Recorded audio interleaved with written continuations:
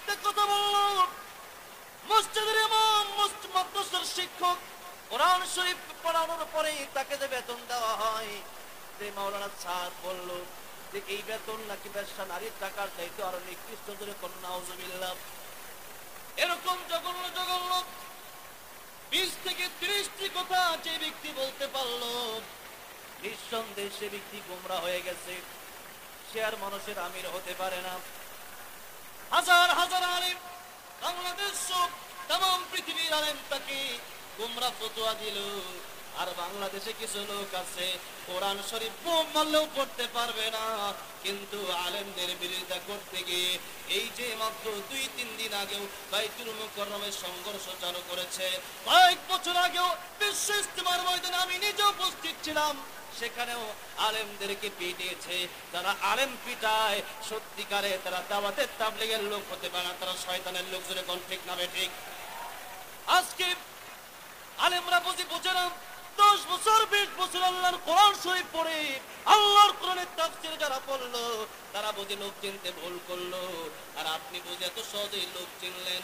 আপনাদেরকে জিজ্ঞেস করতে চাই, যদি আপনি 400-500 বছর বেঁচে থাকেন, আর 400-500 বছর যদি আপনি দাওয়াতের তাবলীগে গিয়ে কাটায় দেন, একজন আলেমের সমতুল্য কি আপনি হতে পারবেন নাকি?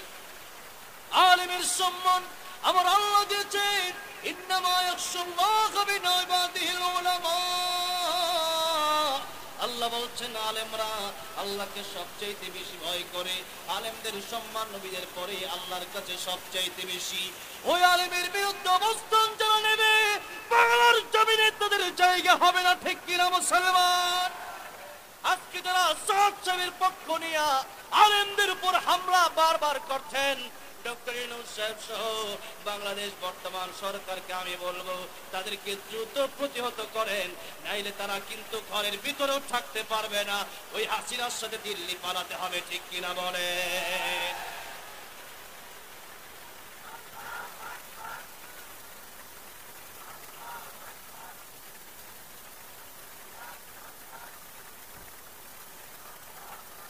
আমার ভাইরা, আমার মুরব্বী ওজিরা, এই জন্য